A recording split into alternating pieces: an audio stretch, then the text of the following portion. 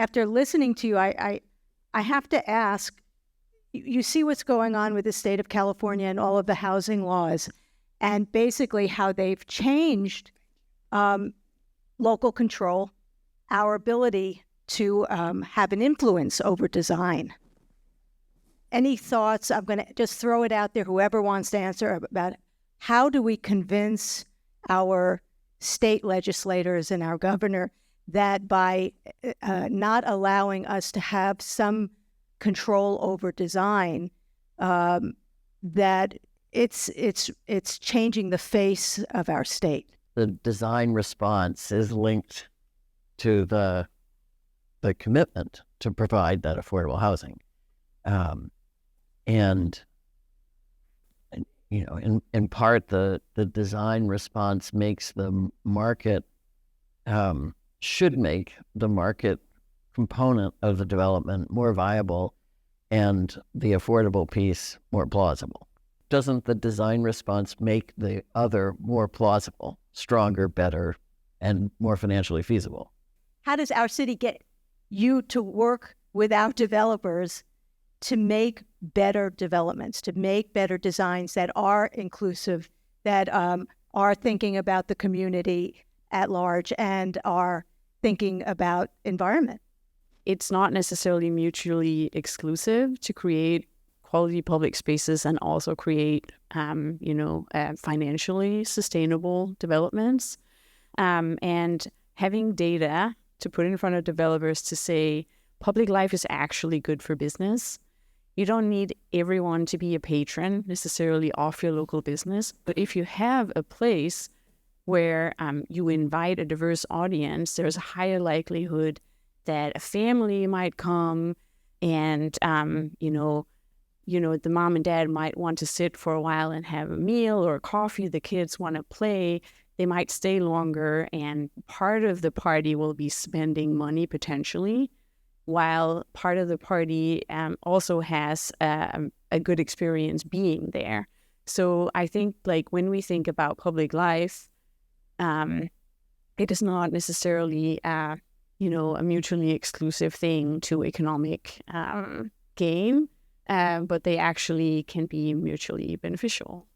I think the development community is driven by the bottom line exclusively, and it's just, there's not a lot of vision, right? And I think we're probably exceptions to the majority of who developers hire, to have vision and understand the benefit of public. So I would say the data of showing the value of bringing public in and showing whether it's examples or somehow to get the vision to them, because they don't see it.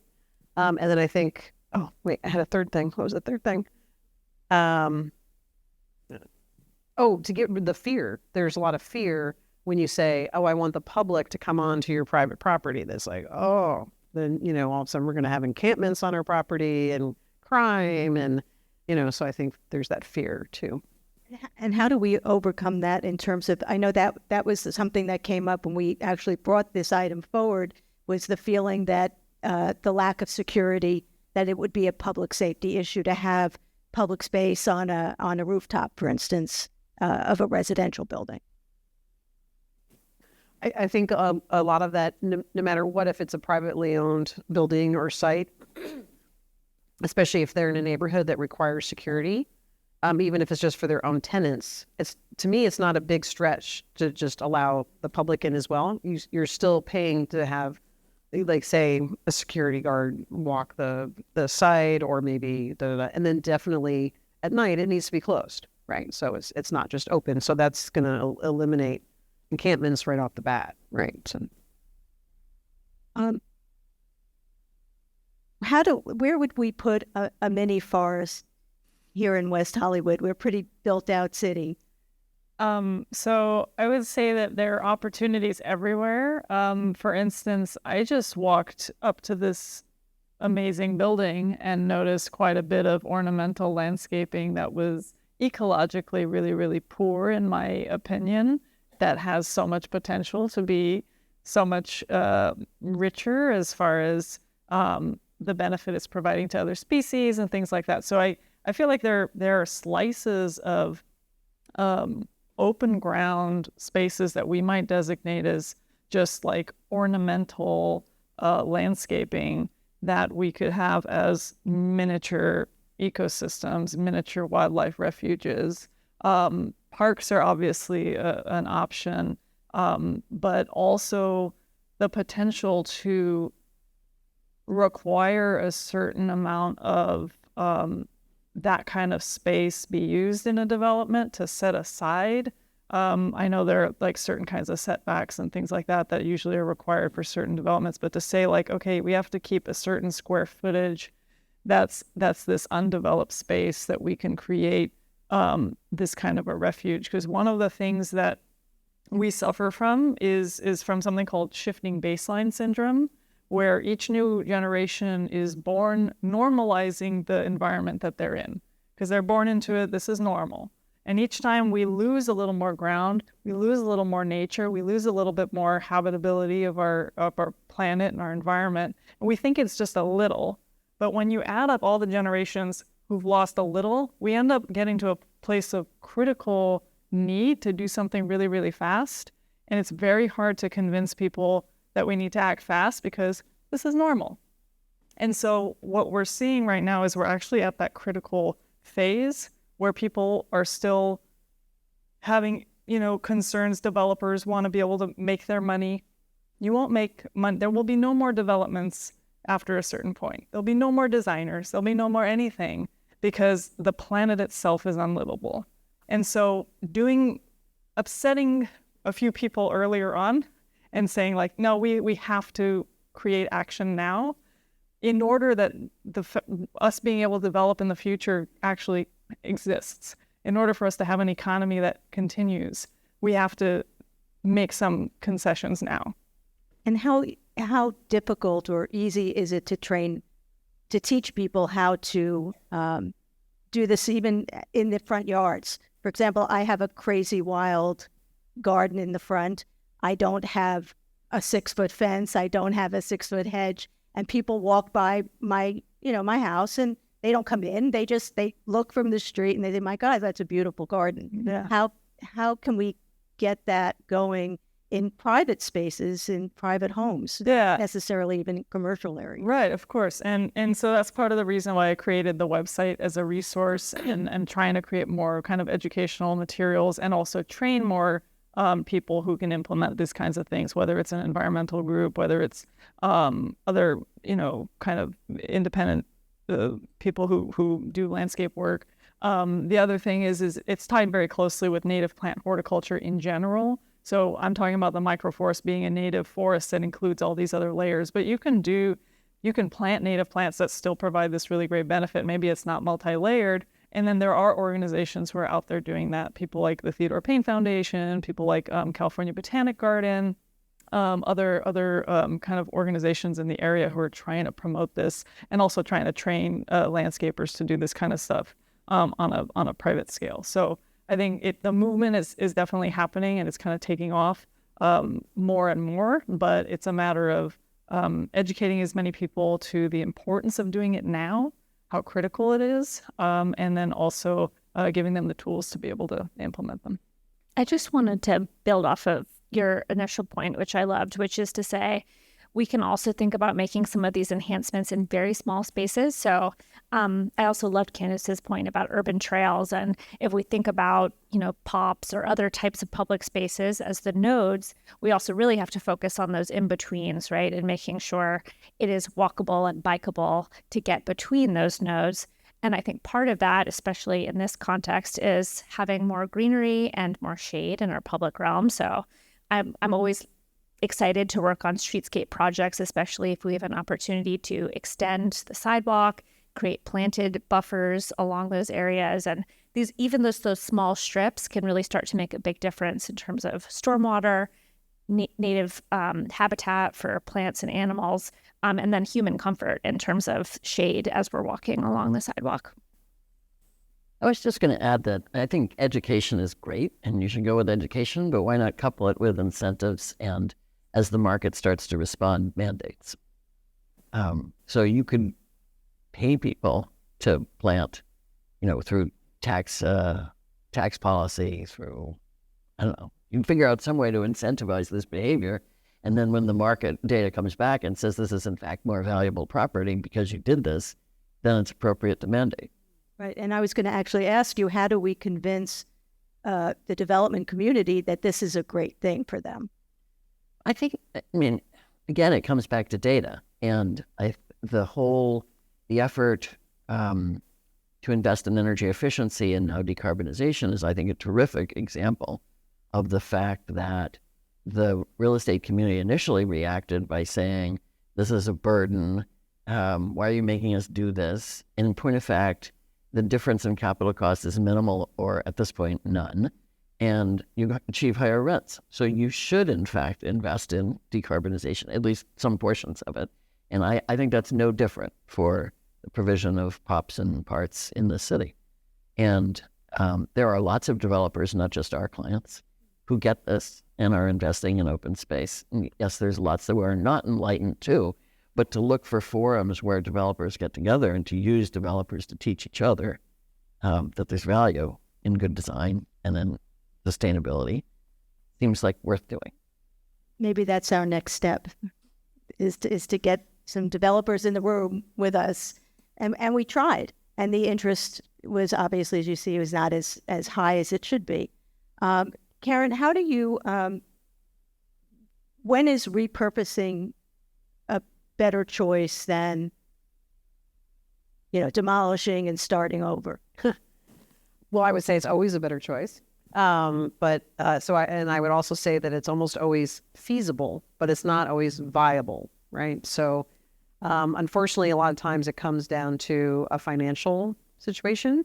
But in terms of keeping it or demolishing, that's a much larger question, because then that has to do with how big a building you're talking about, and are you talking about an area that you're trying to densify? Maybe it's too small, or it's a more layered answer. So my understanding is there are a number of office buildings in downtown, for example, that I think one owner just basically gave back the papers to the bank, I right? think there's about 6 of the super high rises that have now been given back to the banks. So are we finding then that if office space is not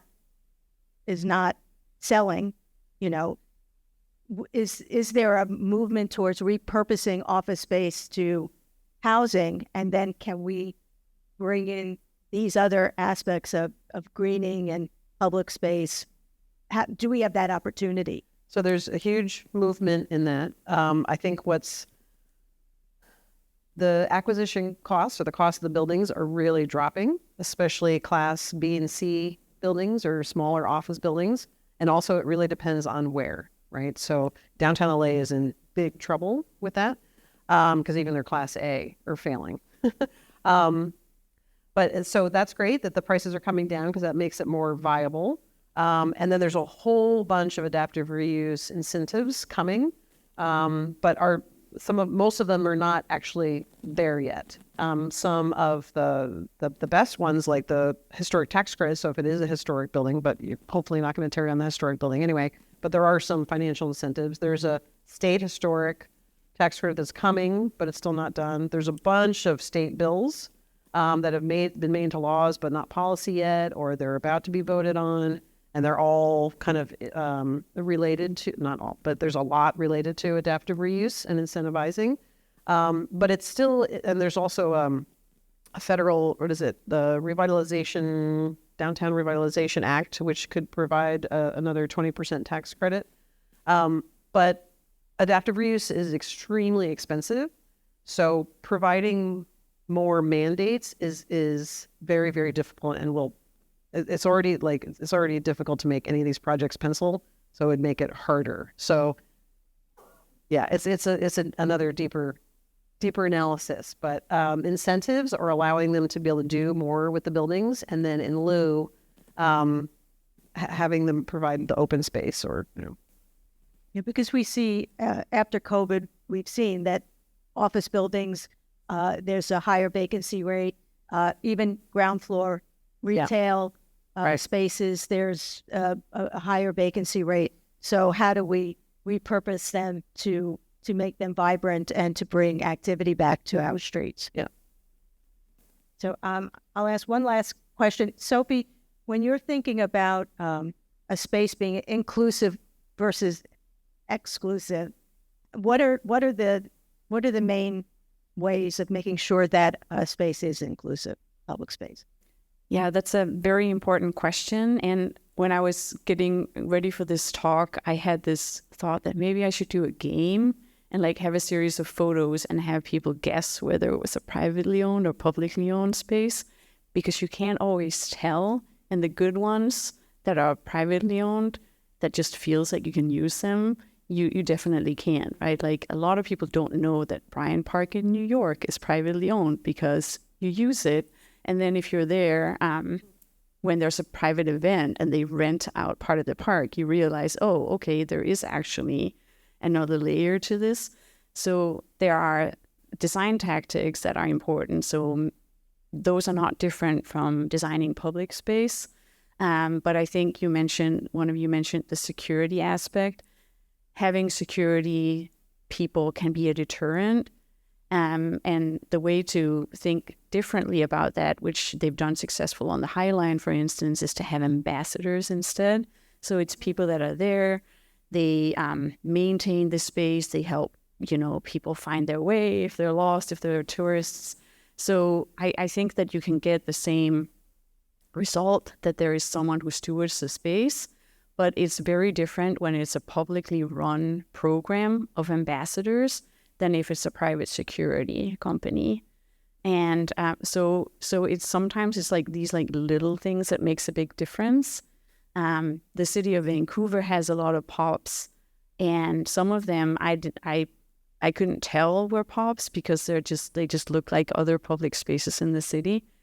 But some of them it's very clear that the business owner or the property owner does not want other people to hang out there. So they don't have green, they don't have anywhere to sit in the sun. The benches that are there are like concrete, which is uncomfortable to sit on.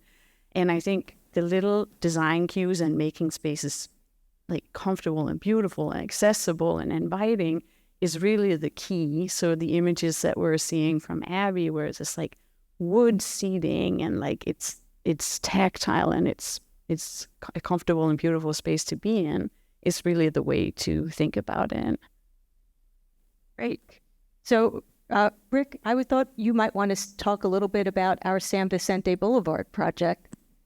It would be just outside the Pacific Design Center, between here and the park, to create sort of a multi-layered public space that would be a shaded space for events and public gatherings.